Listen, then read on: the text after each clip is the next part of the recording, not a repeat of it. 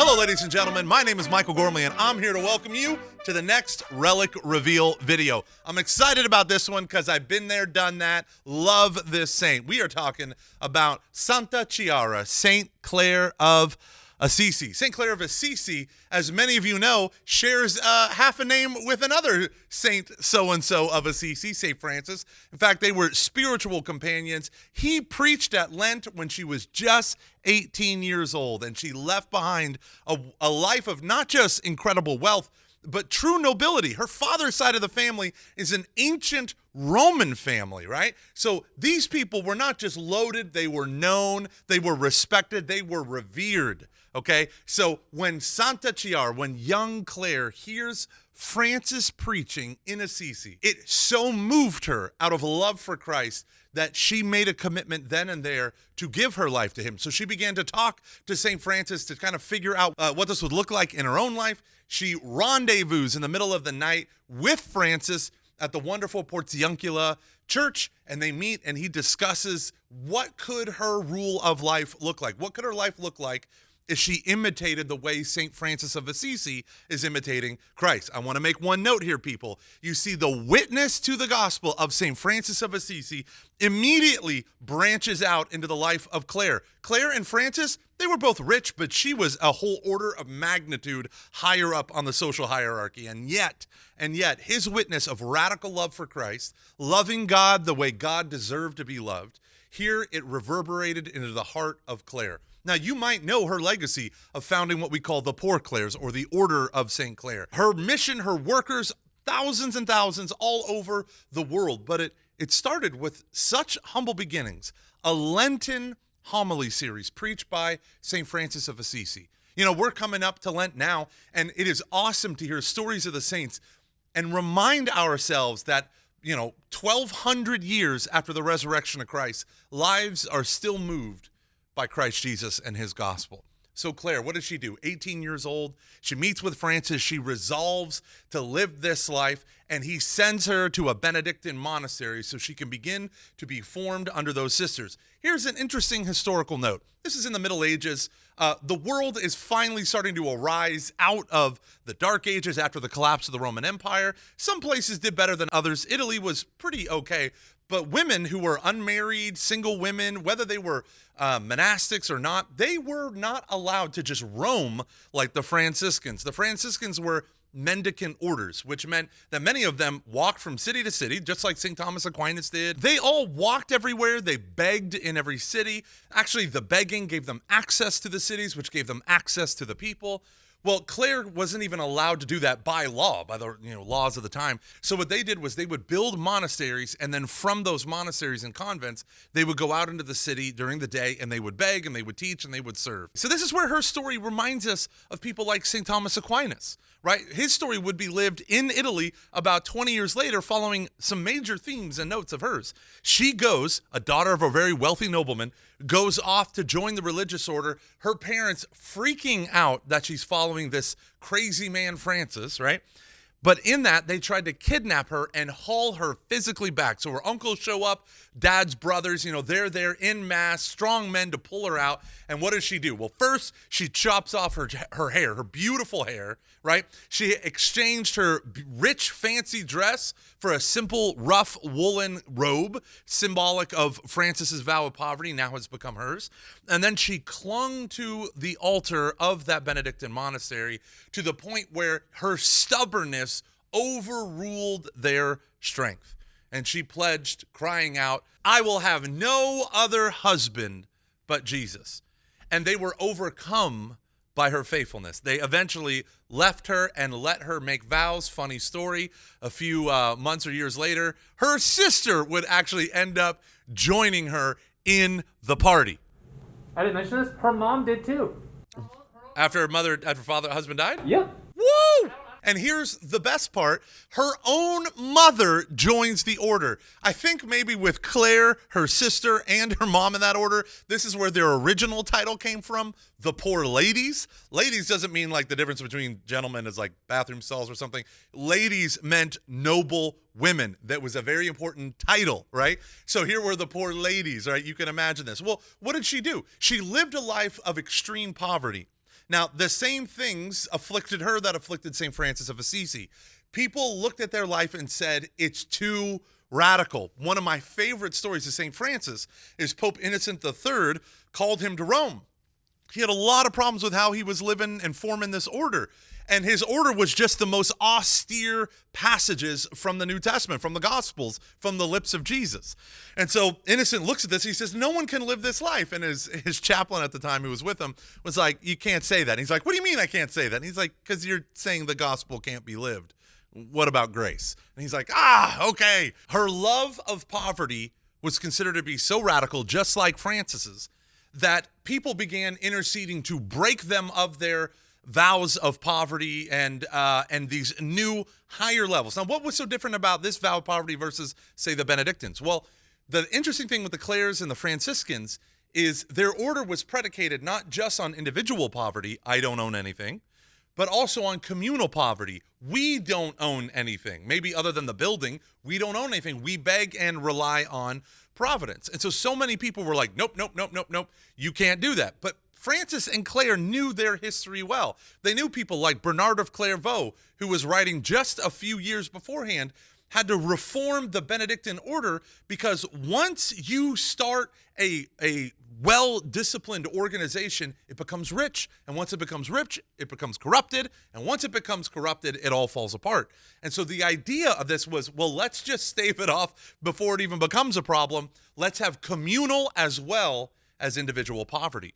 Eventually, Pope Innocent IV would come to Clare and ask her to renounce this poverty, of which she said, I need to be absolved of my sins, but of my obligation to follow Jesus, I do not wish to be absolved. It is important for us to understand what poverty meant in this world. Right? What it meant, think about us. We have huge social safety nets and systems, and we can walk into hospitals, even if we don't have insurance, to get critical care and all this stuff. They had nothing like that in these cultures. People with money had more options even than today. And so you have someone like Clare volunteering, though she was rich, to become poor so that those who are poor around her, for Christ's sake, can become rich. This is her following Jesus Christ. This is the power and the momentum of vows of poverty, chastity, and obedience. This is something that I feel like we are losing touch of in our society because this is what made Clare untouchable and incorruptible by this world. Right? She did not care for pretty dresses. She did not care for the favors and affections of people, especially men. What she did was commit herself to a radical life of pleasing Jesus Christ. And in so doing, she created a movement that is still reverberating through our world 800 years later.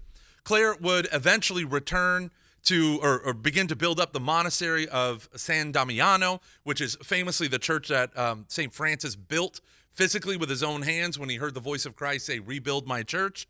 She lived there. They built some cells for her and her sister, and then it became a full-on monastery. It was at this time while Clare was in the monastery of San Damiano that on two separate occasions, armies came after her monastery and the town of Assisi. Now, it's nuts, but Frederick II, I've mentioned him in other videos. Frederick II, the Holy Roman Emperor, his armies came down. Another set of armies came up. This is all near the Papal States and warring parties. The Middle Ages could get pretty crazy, okay? What ended up happening was they come out, and what did Clare do? She took the Eucharist, a consecrated host for Mass, placed it inside the monstrance, right? And the monstrance comes from the Latin word for to make visible appearance, where we get the word demonstrate. She puts it inside a monstrance, and she processes it out in front of the armies on two separate occasions. And she demands them to leave. Then she falls on her knees in prayer and prays, begging God for help. And especially of Frederick II's armies, it said that the fear was sown through the armies and the men ran as fast as they could from that place. And here's the interesting thing. They didn't go into Assisi, right? They didn't raid the towns. They just booked it, and not a single person was killed. That is why Saint Clare of Assisi, her remains were first kept in the beautiful church of San Giorgio, where she heard Francis speak, but then eventually is in the beautiful basilica of Santa Chiara, right? St. Clare's own basilica. The townsfolk loved Clare like they did Francis. From this point, Clare becomes a major figure in the life of the Italian church. Eventually, not just kings, bishops, priests would seek her aid, but the Pope himself repeatedly. In fact, when she was near her deathbed, Pope Innocent IV wanted to canonize her on the spot. His advisors basically said, you really shouldn't do that, but there were so many things attributed to her that her life of sanctity, the miracles that she worked, everything was undeniable. This woman was sold out for Christ Jesus. So instead of canonizing her on the spot, what he did was when they were about to offer her funeral mass, he required them to use the office of saintly virgins instead of the office for the dead for the praying of prayers at the funeral mass, which was a rather controversial move.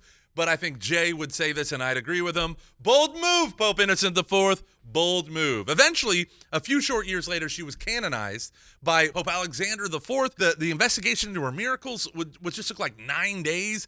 I mean, everyone knew that her sanctity was evident in everything that she did.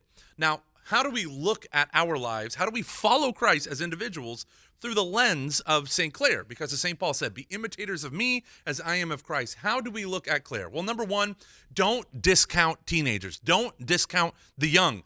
Clare was 18 years old when she made a commitment that reverberated, and I keep using that phrase, throughout her entire life. That's important. You and I make life-altering decisions all the time, where we're going to live, where we're going to move, what church we're going to worship, right? Who we're going to vote for, right? But the idea is so often we've softened this stuff for teenagers, and we've lost our sense of great expectations for them and from them. Here is Clare, 18 years old, and her yes to Christ carried her throughout her whole life.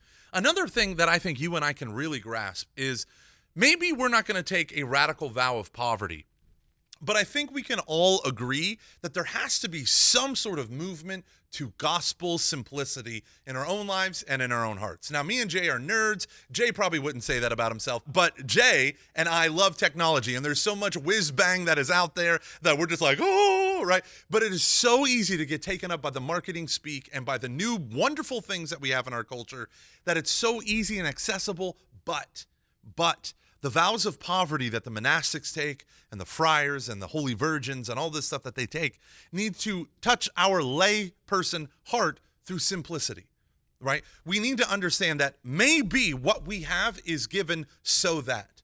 It might be given to us so that we can bless our neighbors. Maybe we have a large home. How can I bless others? How can I use my wealth to bless others? Many of you listening to this are. You are doing this. Many of you just need an encouragement, or maybe you need some direction. Pray to Saint Clare. This is her role in the ministry, right? Harnessing the power of a joyful and generous heart to communicate God's love to others. And what better saint could we have than Saint Clare right before Lent? She was converted at a Lenten sermon by St. Francis of Assisi, who our very own patron, St. Anthony of Padua, would become a traveling companion with. Her life overlaps with the life of both Francis and his love of poverty, and Thomas Aquinas in the nobility becoming one of these poor beggars. It is fascinating to see in the life of Clare, the life of St. Anthony of Padua. And so I want to encourage you, brothers and sisters, it doesn't matter how well-resourced or how lowly resourced you might be. You too can become a lady or gentleman merged with the gospel of Christ. The nobility is yours through the sprinkled blood of the Son of God. We can enter into the gates of heaven with our heads held high, not because of what we accomplish, but what he accomplished for us. That's the true meaning of holiness. We set aside our airs and our masks so that Christ can set us free. Brothers and sisters, I'm so excited to go on this journey with you. We got a handful more saints left. We've already passed that middle of the way marker, and we are making our way to the Our Lady of the Angels chapel, reliquary. It is going to be beautiful. I want to say this. Now, we are filming this on February 2nd, but the idea is we have our kickoff on Saturday, February 6th. I'm going to invite you all to this ceremonial groundbreaking with Bishop Schultz at our church, starting off with Mass and then going back to where the chapel grounds are going to be. It's going to be a hoot and a half. I'm going to be running confirmation retreat, so keep our confirmandi, 285-something kids. It's going to be crazy. It's going to be nuts. But you know what it is? It's going to be touched by the grace of Jesus Christ. Keep us in your prayers. We'll keep praying for you, and I'll see you on the next Relic Reveal video. God bless.